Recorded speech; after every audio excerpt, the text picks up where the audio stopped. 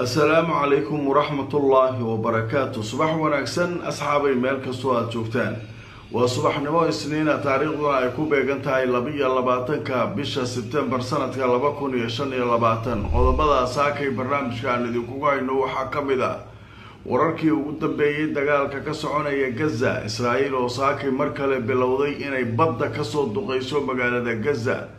sidee wax u jiraan maxaa ku qasbay in dhanka badda maraakiibta ay soo garaacaan iyadoo horay ay ugu socdeen diyaaradaha iyo madaafiicda caadiga ah deegaanka Gaza haddaba warbixinadii ugu dambeeyay sheekada waan idin hayaa waxa soo kala idin hayaa madaxweynaha Mareykanka Donald Trump oo qorsheynaya in uu kula kulmo dalka Mareykanka madaxda Carabta isagoo kala hadli doona arinta Gaza talow muxuu dhihi doonaa warar horudhaca oo laga qoray sheekada waan idin soo gudbin doona waxa soo kale barnaamijkan idinku hayaa doomihii ku sii jeeday Gaza oo qaar kamid ah xalay weerar kala kulmay dhanka Israa'iil haddaba tafaasiil ku saabsan iyo sheekada barnaamijka ayaan idinku soo gudbin doonaa qodobadaas aynu barnaamijka idinku haynaa wixii kale warar ay soo kordhana waan idin la socodsiin doonaa Safari Remit waxay ka caawinaysaa inaad reerkaaga iyo saaxiibada ku nool dalal dhowr ah aad gaarsiisid wixii aad ugu tala gashay ilaa iminka wadamada ay xawaalada kugu diri karto waxa kamid ah Kenya, Soomaaliya, Uganda, Djibouti, Ethiopia, Sudan, South Sudan, Tanzania iyo Turkey. Qiimahana aad ayuu u jaban yahay marka loo eego shirkadaha kale ee ka shaqeeya xawaalada. Xawaaladan waa online. Internet Plus waa adeeg ay macaamiishu ka heli karaan internet fiber ah oo xawaarihiisu yahay 20 megabytes per second.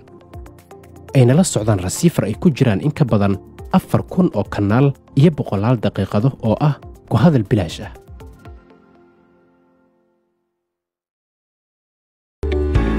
dhammaan bulshada waxaa lala socodsiinayaa gaar ahaan magaalada London in xarunta dhinaca caafimaadka French and Overseas Clinic ay ku taalo meel aan ka fogeyn stationka tareenka Baker Street ee bartamaha magaalada London halka waxaa jooga dhaqaatiir kala duwan oo ka daaweynaya cudurro ay ka mid yihiin kuwa maqaarka kuwa carruurta kuwa haweenka iyo cudurrada guud dhaqaatiirta halka ka howlgashay howladaynadoodu waxay diyaar u yihiin inay wixii caafimaad ay kula qabtaan ogeysiis muhiim ah waxa lagu wargelinayaa dadka Soomaalida ee ku nool magaalada Muqdisho iyo guud ahaan Soomaaliya in la furay xarun ay ku midaysan yihiin injineero Soomaaliyeed oo dhanka dhismaha waxaana lagu magacaabaa xaruntaas Vanguard Solutions waxay ka caawinayaan hindisaha iyo naqshadaynta dhismooyinka kala duwan sida daaraha dhaadheer iyo kuwa gaagaaban kaabayaasha culus ee dhaqaalaha sida wadooyinka buundooyinka eraboorada iyo dekadaha iyadoo ay ku adeegayaan injineero khubaro oo ka soo shaqeeyay dalka dibadiisa sida wadamada midowga Yurub iyo Ingiriiska iyo qaar kamid ah dalalka bariga dhexe waana khubaro ka diiwaan gashan macadyada qabiirada injineerada ee dalka UK sida macadka la yiraahdo Institution of Civil Engineers oo marka la soo gaabiyo loo yaqaano ICE kuwaas oo ka gaaray heerka aqoontooda C engineering iyo waliba dib u dhiska iyo dib u dayactirka dhismooyinkii ku burburay dagaaladii sokeeye waxay sidoo kale ku ballan qaadayaan inay ka shaqeyn doonaan adeegyadaasi fadlan la xiriir telefoonada iyo emailada shaashada ku qoran si aad u hesho injineeradan takhasuska u leh dhismaha kala duwan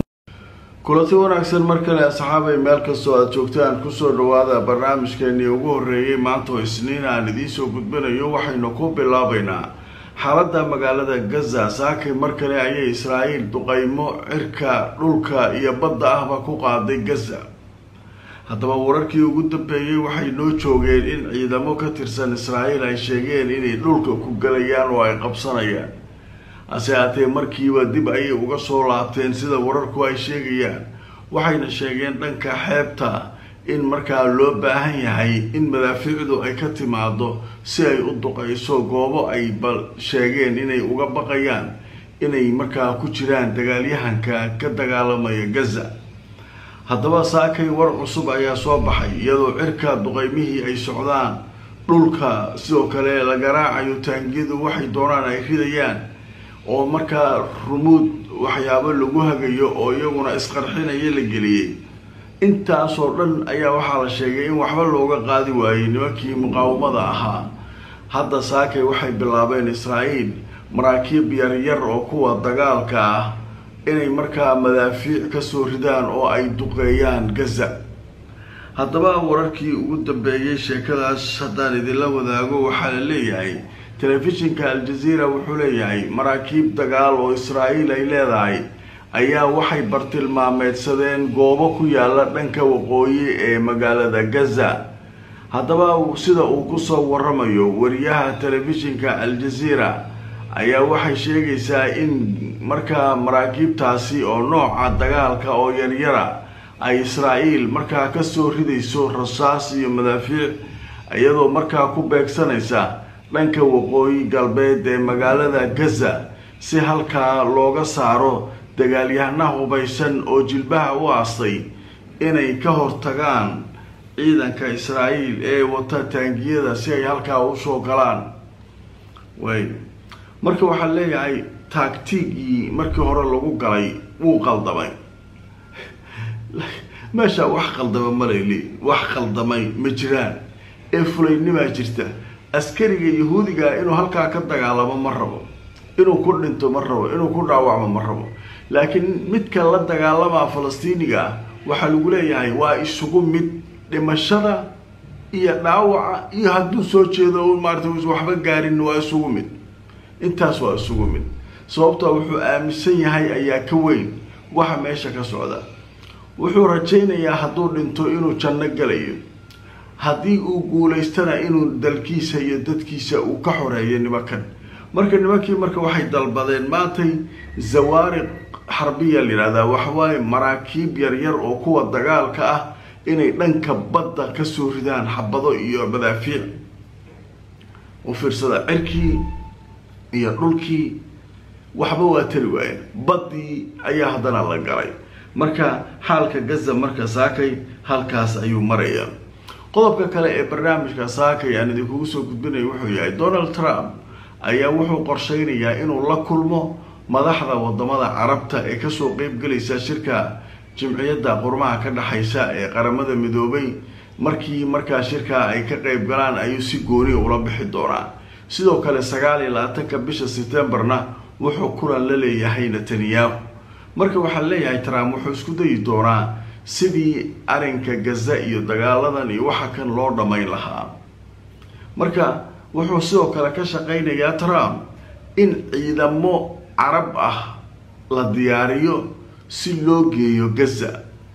maxaabiistana in la soo daayo, xamaasna meesha laga saaro. hadday bixi waayeen oo xamaas diidaan inay baxaan hubka dhigaan, ciidanka carabta iyo xamaas inay halkaa ku dagaalamaan Israa'iil laga saaro, carabtu iyagu ay hubka ka dhigaan xamaas. sheekadaas waxaa wata ninka la yiraahdo Donald Trump. haddaba marka aan idintuso telefishinka la yiraahdo Al Arabiya ayaa saakay boggiisa ku qoraya sheekadan. wuxuu leeyahay waxaa la filayaa Trump iyo madaxda carabta inay kulmaan, kulankoodaasna ay kaga hadlaan sidii loo dhamayn lahaa dagaalka ka soconaya ee gaza, in markaa sidii loo dhamayn lahaa ay ka wada hadlayaan. haddaba warbixintu way sii socotay. waxaa leeyahay Washington waxay ku dadaalaysaa sidii ay ugu boorin lahayd dowladaha carabta inay taageeraan si loo dhameeyo dagaalka, sidoo kalena ay diyaariyaan ciidamo inay u diraan gaza, ciidankaas oo bedeli doona makaanka ama meesha hadda ciidanka Israa'iil ay ka shaqeynayaan. Trump wuxuu taagan yahay dagaalka waa la joojinayaa, Israa'iil way kasoo baxaysaa gaza, ciidan carbeed keena meesha taga. xamaas hadday diido hubka inay dhigto iska baxdana adinka la dagaalama oo hubka ka dhiga. Israa'iil waa ka saarayaa meesha dagaalka sidii loo dhamayn lahaa. arinkaasu meel Israa'iil alyaasiin nagta looga saaray ma caraba meesha wax ka qaban kara. carabtaas arinkaasu isaguna waa tuuraya. waxaa leeyahay arinkaasu wuxuu rabaa inuu carabta kala hadlo, kadibna 29 bishan isla magaalada wadanka Mareykanka oo isaguna uu tagi doono ra'iisul wasaaraha Israa'iil oo isaguna uu halkaa kula balansan yahay. 29 bisha wuxuu la kulmayaa Netanyahu ka horna madaxda carabta. laakiin Netanyahu iyo Trump waxay iska dhaadhiciyeen in carabta iyo xamaas la iska horgeeyo. waatan askartooda ay baqayaan inay galaan, waxay rabaan carabta iyo xamaas inay iska horgeeyaan. alyaasiin kan nagta ka saaray askartooda in carabta uu markaa uu garaaco marka carabtu dabinkaa loo dhigayo ma ku dhici doonaan mise way ka badbaadi doonaan iyagay u taallaa marka waa arki doonaa kolley xaalku isaguna halkaas ayuu marayaa qodobka kale ee barnaamijka aynu kusoo qaadanayno iyadoo dowlado waaweyn oo reer galbeed ah oo xulafada ah Mareykanka shalay ay ku dhawaaqeen inay aqoonsadeen dowlad Falastiin sida Ingiriiska, Canada, Australia, Boortaqiiska dowladahaas waaweyn oo saaxiibadii xulafadii Mareykanka ahaa ayaa arrinkaa ku dhawaaqay maanta Isniinana waxaa lagu dhawaaqayaa Faransiiska iyo dowlado kale ayaa iyaguna ku dhawaaqaya safaaradii Israa'iil ee Ingiriiska way qeylinaysaa sidee u dhici kartaa Israa'iil way hanjabaysaa Netanyahu wuxuu leeyahay Mareykanka aan ka soo laabto muxuu samayn karaa dowladaha kale muxuu ka qaadi karaa daanta galbeedaan xoog ku qabanaya Maxamuud Cabbaasi waxa ka dhawaa xarxaraya waa cayrinaya muudahaya ma dhulkaas oo dhan uu ku galgalanaya muxuu samayn karaa waa su'aalo marka iyaguna furan waaye oo marka la isweydiinayo hanjabaadooda halkay tagayso laakiin Mareykankii ayaa war soo saaray oo yiri oo marka leh waxaas wax weyn ma in Falastiin aqoonsan la yiraahdo marka wax jira ma ahan u leeyahay haddaba marka aan idin soo wararkii ugu dambeeyay sheekada laga qoray jaridda al-Quds waxay leedahay Mareykanka waxa uu ku tilmaamay i'tiraafka dowladda Falastiin ay dowlado kale oo xulafadiisa ay i'tiraafeen inay tahay isticraad waxa la yiraahdo ama marka waxyaabo iska ciyaara inay yihiin oo marka aanay ahayn wax rasmi ah oo wax weyn oo wax taraya inaysan ahayn waa iska dhoolato soo leeyahay haddaba marka Mareykanka waxay sheegeen i'tiraafka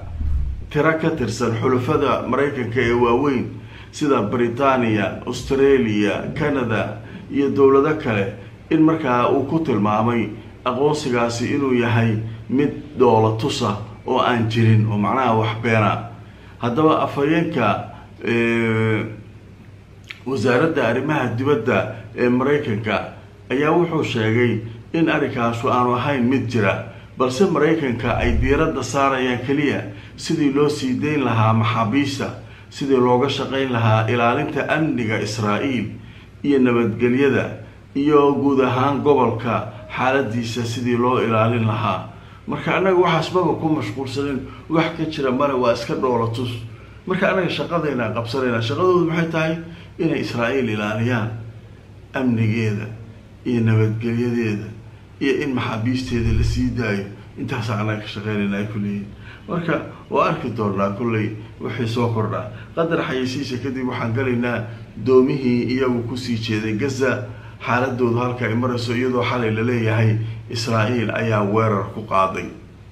متعشى برشاد القرآن الكريم يعلم تشريعه هب عصري أونلاين أذيكو جوجا كوريجا أما قبض هذا شقدا مركز دار التقوى وحكوا بري القرآن كهب عصري أونلاين ما دون كتكبر كرتو حكم ذا قرآن الكريم إكادة لغة عربية إيو علوم تشريعه استوى قلت وايد سعوتها فضلا هروكان وهي فاهينا كالحريد من برض شاشة كان المغضى هموكان دوكسيجا مركز دار التقوى sharikadda Imara Luxury Homes waa sharikad guryaha casriga ka dhista magaalada Nairobi ee dalka Kenya haddana waxa ay ka wadaa dhismaha loo yaqaan The View xaafadda Backlands jidka 6th Avenue City Park dhismaha The View waxa uu leeyahay adeeg kasta oo asaasi ah waxana uu ka kooban yahay sida 2 qol 3 qol 4 qol iyo waliba qolkii shaqaalaha iyo 4 qol oo laba dabaq oo isdul saaran waa nooca loo yaqaan duplex haddaba imika waxa socda barnaamijka sharikadu ay u bixisay 90 days promotional kaasoo la magac baxay hoyga waa muhiim hanti yeelo kala xiriir telefoonada wanaagsan asxaabay meel kastoo aad joogtaan kusoo dhawaada qaybihii ugu dambeeyay barnaamijkeennii saakay oo subaxnimo Isniin ah haddaba qaybtan waxaynu ku faahfaahinaynaa doomihii iyagu is aruursaday ee muddooyinkan ka shaqaynayay sidii ay u jabin lahaayeen xayraadda saaran Gaza oo markaa iyagu markaa muddo soo socday ayaa xalay waxaa lagu bilaabay weerar markii ay ku soo dhawaadeen badda Gaza waxaana la sheegay ilaa dhowr daroon in xalay Israa'iil ay u dirtay doomahaas. haddaba wararkii ugu dambeeyay sheekadan haddaan idinla wadaago waxaa leeyahay telefishinka Al Jazeera ayaa wuxuu qorayaa diyaarada drone oo aan la garanayn ayaa soo dul istaagay doomihii doonayay inay xayiraadda saaran Gaza jabiyaan. haddaba warbixinta way sii socotay waxaa leeyahay wariyaha Al Jazeera ee la socda doomahaas ayaa sheegay inay arkayeen diyaarada drones oo dul heehaabaya dushooda oo markaa qaar ka mid ah doomihii u socday jabinta go'doominta saaran Gaza ay markaa la kulmeen diyaaradaha droonka u muuqday kuwo handadaya oo u muujinaya inay markaa weerarayaan. haddaba waxaa la sheegay inay dadkani ay markaa doonayaan inay jabiyaan cunaqabataynta saaran magaalada Gaza. haddaba wariyaha Al Jazeera ee yiraahdo Xasan Mascuud ayaa sheegay in doomahaasi gaar ahaan doonta la yiraahdo Shiriin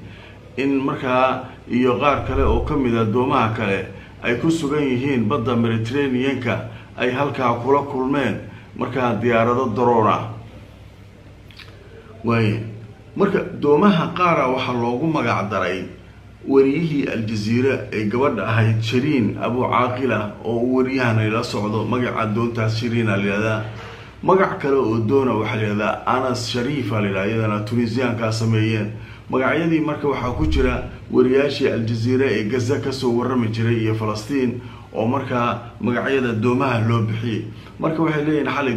diyaaradahaas aan soo hujuumay inkastoo aysan waxba ku dhufan laakiin way handadeen doomihii dhan waa khalkhaliyeen. haddaba marka waa arki doonaa waxa soo kordha barnaamijka subaxnimo waa naga taa la gareeyo oo shar gareey inta aan markale kulmayno nabadgelyo.